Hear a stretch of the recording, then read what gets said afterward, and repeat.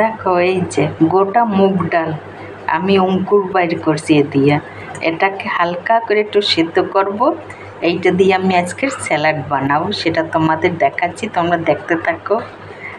যেরকম রাত্রবেলা বেশি কিছু খেও না, এইরকম খাও, খুব ভালো হবে। দেখতে থাকো তোমরা। আমি অল্প একটু জল দিয়ে এটাকে সেদ্ধ করে নেব। এই দেখো, কাঁচা ভালো হবে না। এবার আমি গ্যাসটাকে ধরাই দেবো। তারপর এর জন্য আমি সব কিছু কেটে নেব। দেখো এটা এরকমভাবেই আমি রাখবো, আর বেশি বয়েল করবো না। এবারে জলটা ছেঁকে নেব।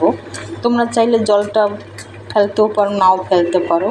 আমি জলটা ফেলে দেবো। এবারে বন্ধ করে দেবো। হয়ে গেছে আমার এটা। দেখো আমি জিনিসটা ছেঁকে নিয়েছি, একটু সেদ্ধ করার পরে জিনিসটা এরম হয়েছে। দেখো দেখো আমি স্যালাড বানাবার জন্য সব রেডি করে নিয়েছি। একটু টমেটো নিয়েছি, একটুখানি শসা কেটে নিয়েছি, অর্ধেক লেবু, একটু পেঁয়াজ কেটে নিয়েছি, ধনেপাতা, কাঁচা লঙ্কা। তারপরে বানাবো হয়েছে চাট মশলা দিয়ে। এতে চাট মশলা, এবারে এটাকে আমি এখানে ঢেলে নেব। এই দেখো,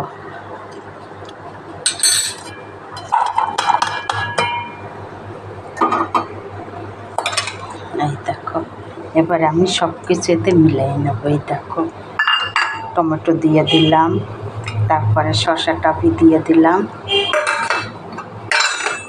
তারপরে পেঁয়াজ দিয়ে দিলাম। তোমরা ইচ্ছাকালে এর ভিতরে একটু ডিম দিয়েও খেতে পারো, সেদ্ধ করিয়া। তারপরে এই যে দিয়ে দেব চাট মশলা, তারপরে ধনেপাতা আর কাঁচা লঙ্কাটাও দিয়ে দিলাম, তারপরে দিয়ে দেব লেবুটা আমি।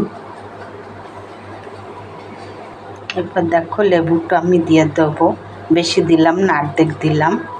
এই দেখো, তোমরা যেরকম টক খাবে সেরকম দেবে। এই দেখো, এবার এটাকে আমি মেখে নেব। দেখো এই যে সব কিছু দিয়া এই দেখো মিলাই নিলাম। দেখো রাত্রবেলা তোমাদের খেতে না ইচ্ছা করলে এরকম একটু স্যালাড বানাই খেয়ে নিলে ব্যাস। এই দেখো আমার স্যালাড তৈরি। এই দেখো কি সুন্দর হয়েছে স্যালাড। দেখো তোমরা এরকম বাড়িতে বানাই করে খেয়ে দেখবে, আশা করি তোমাদের ভালোই লাগবে।